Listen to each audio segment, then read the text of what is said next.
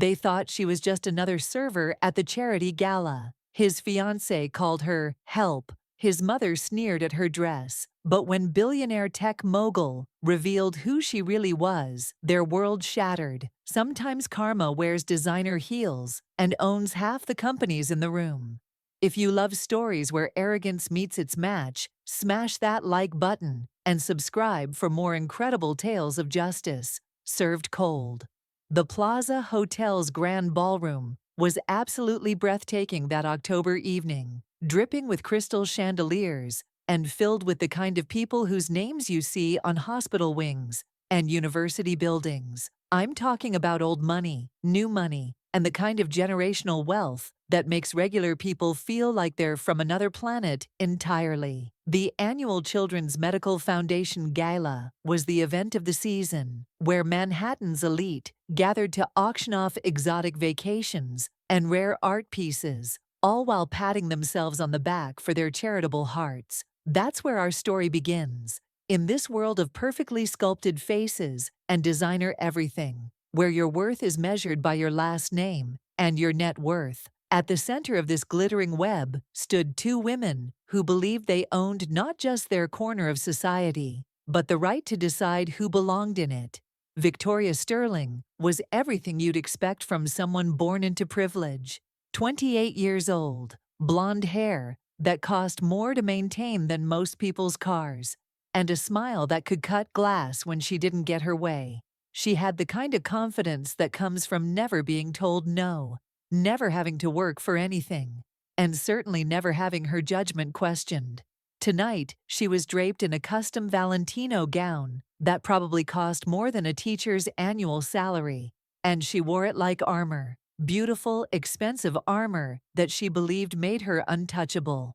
Standing beside her was Eleanor Pierce, Damien's mother, a 55-year-old woman who had turned social climbing into an art form. Eleanor had married into wealth and spent 3 decades perfecting the art of looking down on others. She had this way of scanning a room like a security system, immediately categorizing people into those worth her time and those who simply didn't matter. Her silver hair was pulled back in a severe chignon, and her diamond necklace caught the light every time she turned her head to whisper something cutting about another guest. These two women ruled their social circle with iron fists wrapped in silk gloves, and tonight they were in their element, surveying their domain like queens holding court. They had no idea that their entire world was about to be turned upside down by a woman who had just walked through the entrance. Serena Washington moved through that opulent ballroom with a grace that money can't buy. She wore a simple black dress, elegant, well-tailored, but understated in a room full of people trying to outshine each other. Her natural hair was styled in a sophisticated updo, and she carried herself with the quiet confidence of someone who had nothing to prove to anyone. She wasn't trying to impress or intimidate. She was simply present, observing the spectacle around her with intelligent eyes that seemed to see everything. What struck me most about Serena in that moment wasn't what she was wearing or how she looked. It was how she moved through that crowd. While everyone else was networking and name-dropping, posturing and performing, she seemed genuinely interested in the cause they were all supposedly there to support. She studied the auction items carefully, reading every description, pausing at the photos of the children the foundation had helped. There was something authentic about her presence that stood out like a beacon in a sea of carefully crafted personas. Meanwhile, across the room, Damien Pierce was trapped in yet another conversation about market trends and investment opportunities. At 32, he had built a tech empire that most people could only dream of. But success had come with a price. He was surrounded by people who wanted something from him: his money, his connections, his endorsement of their latest venture. Tonight, like so many nights, he felt more like a walking checkbook than a human being. What Damien didn't know was that in the next few minutes, his fiancée and his mother were about to reveal sides of themselves that would change everything he thought he knew about the people closest to him. And the woman in the simple black dress, she was about to become the catalyst for a reckoning that would shake the very foundations of their perfectly ordered world. You know that moment when you witness something so ugly that you can't look away even though every fiber of your being wants to? That's exactly what happened when Victoria Sterling's eyes locked onto Serena Washington near the silent auction display. I watched the transformation happen in real time. Victoria's expression shifted from mild curiosity to something much darker, something that revealed the true nature hiding beneath all that expensive polish. Serena was standing quietly by a collection of artwork donated for the auction, genuinely absorbed in reading about a painting created by children from the hospital's art therapy program. She had this soft smile on her face as she read their stories, completely unaware that she had just become a target. Victoria approached her with that predatory confidence that comes from a lifetime of believing the world exists for her convenience. "Excuse me." Victoria's voice cut through the ambient chatter like a blade, sweet on the surface but sharp underneath. "Could you be a dear and fetch me a glass of champagne? The Dom Perignon, not the house champagne." She didn't even look at Serena properly, just gestured dismissively toward the bar as if summoning a servant. I felt my stomach drop watching this unfold. Serena turned slowly, and I could see the exact moment she processed what had just happened. Her eyebrows raised slightly, and there was this flash of something, not anger, but disappointment, that crossed her face before she composed herself with remarkable grace. "I'm sorry, but I think there's been a misunderstanding," Serena replied, her voice calm and steady. "I'm a guest here, just like you." Her tone was polite but firm, giving Victoria every opportunity to save face and apologize for the mistake. But Victoria Sterling had never learned how to back down gracefully. Instead of embarrassment, her face flushed with indignation. "A guest," she repeated, her voice rising just enough to draw attention from nearby socialites. "I don't think so. The staff should be more clearly identified to avoid this kind of confusion." That's when Eleanor Pierce materialized beside her future daughter-in-law, like a shark smelling blood in the water. Eleanor's cold eyes raked over Serena from head to toe, taking in her simple dress, her understated jewelry, her natural beauty that didn't require a team of stylists to achieve. And what I saw in Eleanor's expression made my blood run cold. It was pure, undiluted contempt. "Victoria's absolutely right," Eleanor said, her voice dripping with false concern. "Security really should be more careful about who they let in. Some people simply don't understand that certain events require a certain caliber of attendee." She emphasized the word caliber like it was a weapon designed to cut deep and leave scars. The cruelty was breathtaking in its casual brutality. Here were two women who had never struggled for anything in their lives, who had never been judged by the color of their skin or the size of their bank account, systematically trying to humiliate someone whose only crime was existing in their space while black and unadorned by obvious wealth. But Serena Washington didn't crumble. She didn't shrink or apologize or try to prove her worth to these women. Instead, she stood taller, her chin lifted with quiet dignity that made Victoria and Eleanor's ugliness even more apparent by contrast. "I can assure you," Serena said, her voice steady as a rock, "that I belong here as much as anyone else." The tension was electric now. Other guests had started to notice the commotion, forming a loose circle around this unfolding drama. Some looked uncomfortable, sensing the undercurrent of prejudice, but too cowardly to intervene. Others watched, with the morbid fascination of people witnessing a social execution. Victoria's mask was slipping completely now, revealing something ugly and entitled underneath. "We'll see about that," she hissed, her voice low enough that only those closest could hear. "Eleanor, perhaps we should speak to someone about checking invitations more carefully." What they didn't know, what none of us knew yet, was that they had just made the biggest mistake of their privileged lives. There's something absolutely electric about the moment before everything changes forever. You can feel it in the air, like the pressure drop before a thunderstorm. When the universe is about to deliver justice so perfectly timed and so devastatingly complete that it takes your breath away. That's exactly what was building in the Plaza Ballroom as the auction portion of the evening began. The charity's director, Margaret Chen, stepped up to the microphone with barely contained excitement. She was practically glowing as she addressed the crowd, her voice carrying across the hushed ballroom.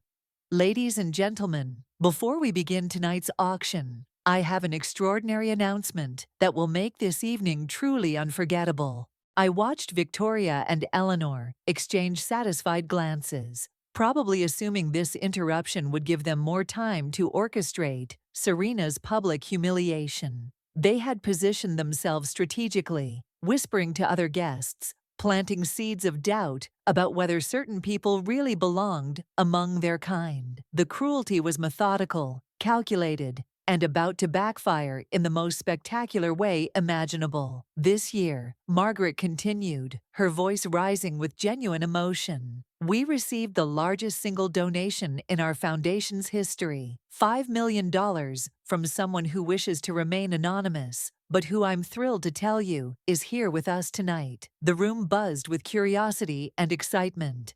$5 million was serious money, even in this crowd. People began looking around, trying to guess which familiar face might be behind such extraordinary generosity. Victoria preened slightly, probably imagining the recognition, while Eleanor straightened her shoulders as if preparing to accept credit. This generous soul, Margaret went on, has specifically requested that we use this donation to fund a new wing for pediatric surgical recovery, complete with state-of-the-art equipment and family support facilities. But more than that, they've committed to personally overseeing the medical technology integration to ensure we're providing the absolute best care possible. My heart started racing because something about Margaret's tone suggested we were about to witness something unprecedented. Across the room, I could see Damien finally breaking away from his business conversation, drawn by the unusual energy in the room. He was scanning the crowd, and when his eyes found the commotion around Serena, I saw his expression shift from curiosity to concern. Our anonymous donor, Margaret announced, her smile growing wider, has asked me to reveal their identity tonight because they believe in the power of transparency and community action. Ladies and gentlemen, please join me in thanking Dr. Serena Washington, renowned pediatric surgeon and founder of MedTech Innovations. The silence that followed was so complete, so absolute, that you could have heard a pin drop on the marble floor. It was the kind of silence that comes when an entire room of people simultaneously realizes they've been catastrophically wrong about something fundamental. I watched Victoria's face drain of every drop of color as the implications crashed over her like a tsunami. Eleanor's mouth actually fell open, her carefully maintained composure cracking like a broken mirror. The woman they had been treating like hired help, the woman they had tried to humiliate and exclude, was not only a celebrated surgeon, but also a tech entrepreneur worth more than most of the people in that room. But the revelation wasn't finished. Margaret gestured for Serena to join her on the small stage, and as Serena moved through the crowd with that same quiet dignity she'd maintained throughout the evening, Margaret continued her introduction. Dr. Washington graduated summa cum laude from Harvard Medical School, completed her residency at Johns Hopkins, and has performed over 3,000 pediatric surgeries. Her medical technology company has revolutionized surgical procedures for children worldwide, and her innovations have saved countless lives. She's here tonight not just as a donor, but as someone who understands deeply the mission we're all supporting. The applause that followed was thunderous, but it couldn't drown out the whispers that had already started.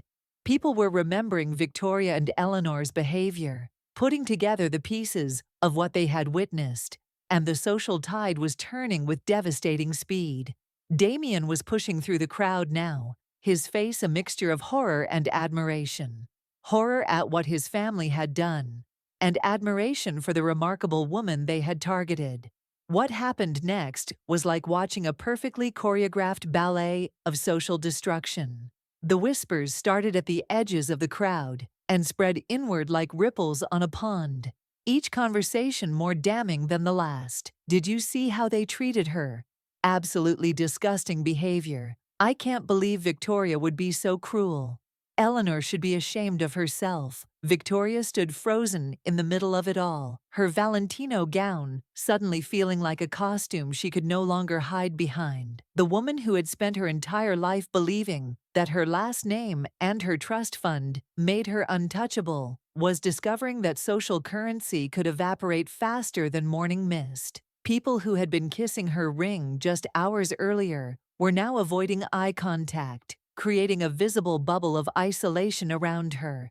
Eleanor's situation was even more devastating. As the matriarch of Manhattan's charitable circuit, her reputation was built on decades of carefully cultivated relationships and social positioning. But watching her attack a celebrated pediatric surgeon who had just donated $5 million to save children, that wasn't just a mistake, it was social suicide of the highest order. I watched as prominent society figures who had been Eleanor's allies for years began physically distancing themselves from her. The Astor's representative whispered something urgent to his companion and moved away. The head of the Metropolitan Museum's board turned her back entirely. In the span of 5 minutes, Eleanor Pierce went from social queen to social pariah, and the fall was brutal to witness. But the most powerful moment came when Damien finally reached the front of the crowd. I could see him taking in the full scope of what had happened. His fiancée's cruelty, his mother's prejudice, and the incredible grace with which Serena had handled their attacks. When he stepped up to the microphone, the room fell silent again, sensing that something significant was about to happen. "I need to address what happened here tonight," Damien said, his voice carrying clearly across the ballroom. "I am deeply ashamed of the behavior shown by my fiancé and my mother toward Dr. Washington. Their actions don't represent my values or the values of my company." He paused, looking directly at Victoria, whose face had gone from pale to green. "Effective immediately, I'm ending my engagement. I cannot and will not associate myself with such prejudice and cruelty." The gasps that rippled through the crowd were audible, but Damien wasn't finished. He turned to his mother, and even from where I stood, I could see the pain in his eyes. "Mom, I love you, but I'm disgusted by what I witnessed tonight. Until you can examine your own biases and make amends for this behavior, I think we need some distance." Victoria finally found her voice, but it came out as a desperate whisper. "Damien, please, you don't understand." But he was already walking away, moving towards Serena with purposeful steps. The conversation between Damien and Serena happened away from the microphone, but their body language told the story. I could see him apologizing earnestly, see her accepting his words with the same grace she'd shown all evening. When he offered her his arm to escort her from the chaos, she accepted, and they walked together toward the quieter gallery area of the hotel. The aftermath was swift and merciless. Within a week, Victoria found herself dropped from every social list that mattered. The charitable boards that had once courted her suddenly had no open positions. Even her own friends began declining her invitations, unwilling to be associated with someone who had so publicly revealed their true character.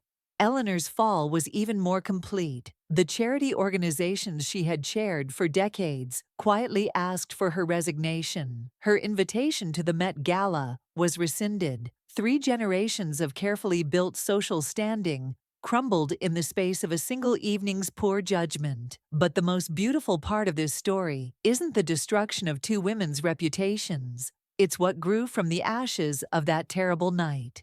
6 months later, Damien and Serena announced not just their relationship, but a partnership between their companies that would revolutionize pediatric healthcare technology. Their combined resources and shared vision created a foundation that has already saved thousands of children's lives. Sometimes karma doesn't just settle the score. It rewrite the entire game in favor of people who deserve to win. And that, my friends, is how one night of breathtaking arrogance led to the most satisfying come-uppance I've ever witnessed. Victoria Sterling learned that money can't buy you class, and Eleanor Pierce discovered that decades of social climbing mean nothing when you show your true colors at the worst possible moment. But most importantly, Dr. Serena Washington proved that grace under fire and genuine character will always triumph over prejudice and entitlement. This story gives me chills every single time,